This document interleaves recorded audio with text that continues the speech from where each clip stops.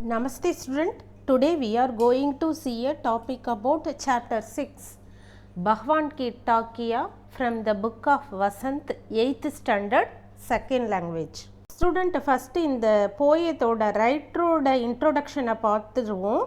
ரைட்டரோட name Ramdhari Singh தின்ஹர். ஓகேங்களா? இவங்க ஜென்ம பர்த் 13th டிசம்பர் 1908. மிருத்தி அதாவது டெத்து 24th ஏப்ரல் 1974. இவங்க போர்த் பண்ண பிளேஸ் சிம்ரியா காட், பேகுசராயா ஜில்லா, பீகார். பாரத்தில் இருக்கக்கூடிய பீகாரில் இவங்க பிறந்திருக்கிறதா குறிப்பிட்டிருக்காங்க. ஸ்டூடெண்ட் நம்ம நெக்ஸ்ட் பார்க்க போகிறது இந்த போயத்தோட சாராம்சம், அதாவது சம்மரியை பார்க்க போகிறோம். God sends message through the clouds to trees, plants, mountains. The nature that it ours does not discriminate in any way. The clouds carry water from one country to another and do not know where it rains. Similarly, the fragrance of trees, plants, and the message of mountains reach each other. When clouds go from one country to another, it proves that they have brought the message there. In fact, the whole world is one. God has made it. You should not discriminate in it because nature has not differentiated between the two countries. They have not understood any problem. Then why should we humans do this? We should not do this. We should not keep and kind of discrimination in our heart. The spirit of humanity and love should be promoted. This beautiful poem has been written with the sentiment. அதாவது கடவுள் மேகங்களின் வழியாக மரங்களுக்கு, தாவரங்கள், மலைகள் என்று செய்திகளை அனுப்புகிறார். நம்முடைய இயல்பு எந்த வகையிலும் பாகுபாடு காட்டாது. மேகங்கள் ஒரு நாட்டிலிருந்து இன்னொரு நாட்டிற்கு தண்ணீரை எடுத்து செல்கின்றன.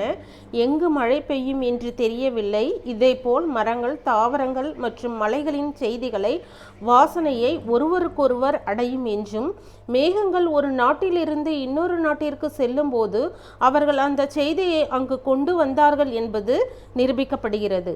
உண்மையில் உலகம் முழுவதும் ஒன்று. கடவுள்தான் அதை உருவாக்கி உள்ளார். இயற்கையானது. இரு நாடுகளுக்கும் இடையில் வேறுபாடு காட்டவில்லை. அவர்களுக்கு எந்த பிரச்சனையும் கிடையாது. பிறகு நாம் ஏன் இதை செய்கிறோம்? இதை நாம் செய்யக்கூடாது என்பதையும், நாம் அதில் பாகுபாடு காட்டக்கூடாது என்பதையும், இந்த பாகுபாட்டை நாம் இதயத்தில் வைக்கக்கூடாது என்றும், மனிதநேயம் ஒரு அன்பினால் ஊக்குவிக்கப்பட வேண்டும் என்று இந்த அழகான கவிதை இந்த உணர்வோடு எழுதப்பட்டுள்ளதாக ஆத்தர் கூறுகிறார். I will read the poem, page number 31.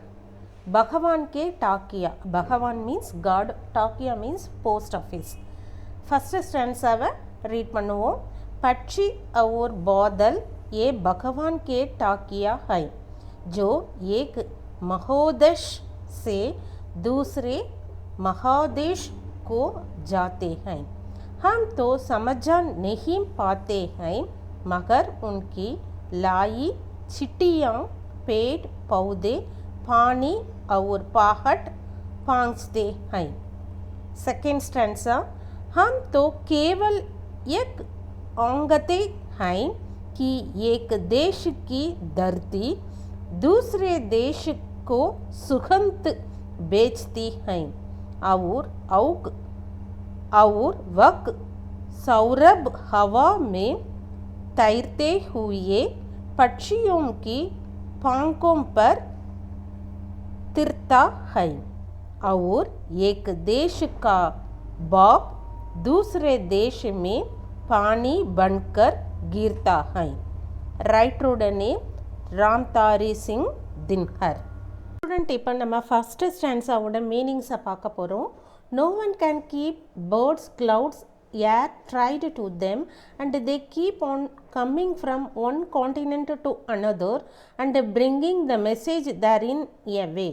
We cannot understand their language because the air flowing from one country to another can only be felt.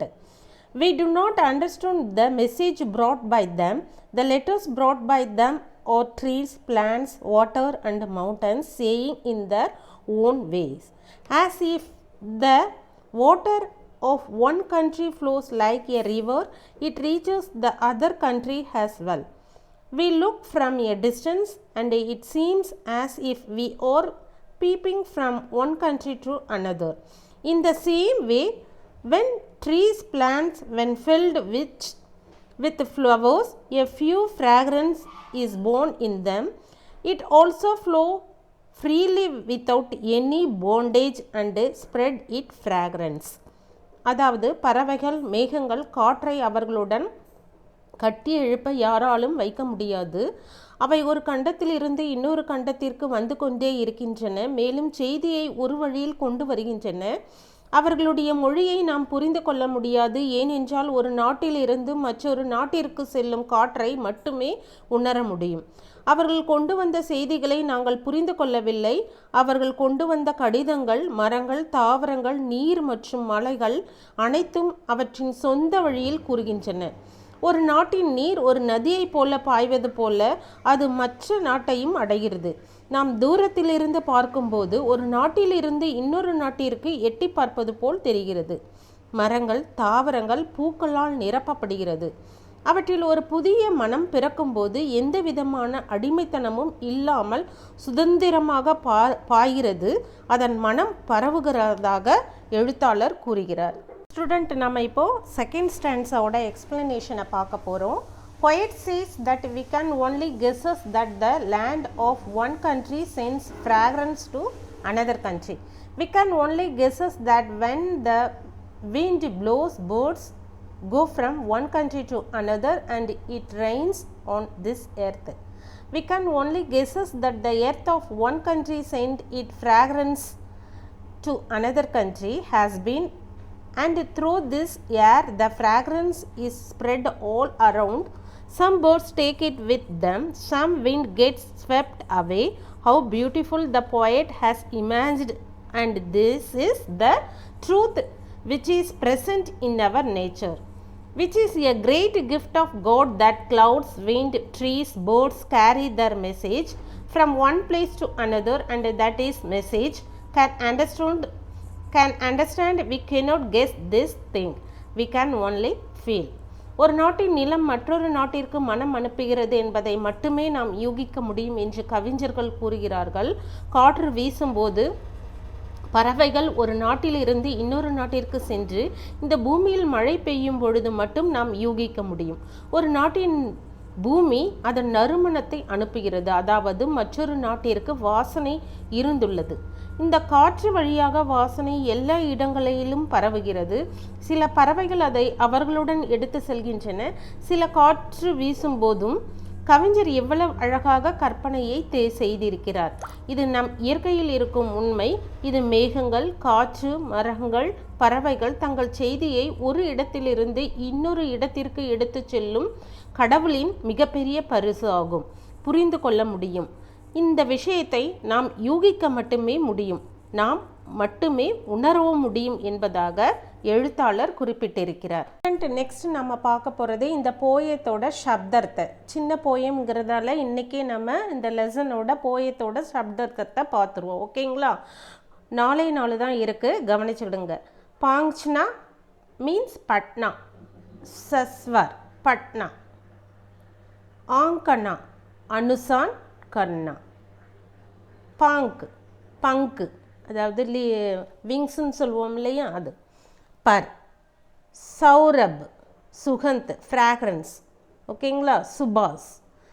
இந்த 4 மீனிங்ஸையும் உங்களுடைய கிளாஸ் ஒர்க் நோட்டில் எழுதி காப்பி பண்ணி மெமரி பண்ணிவிடுங்க. இதனோட இந்த செஷனை முடிச்சுக்கிடுவோம். இந்த செஷனோட போயத்தோட கொஸ்டின் ஆன்சரை அடுத்த செஷனில் பார்ப்போம். ஓகேங்களா? Thank you students.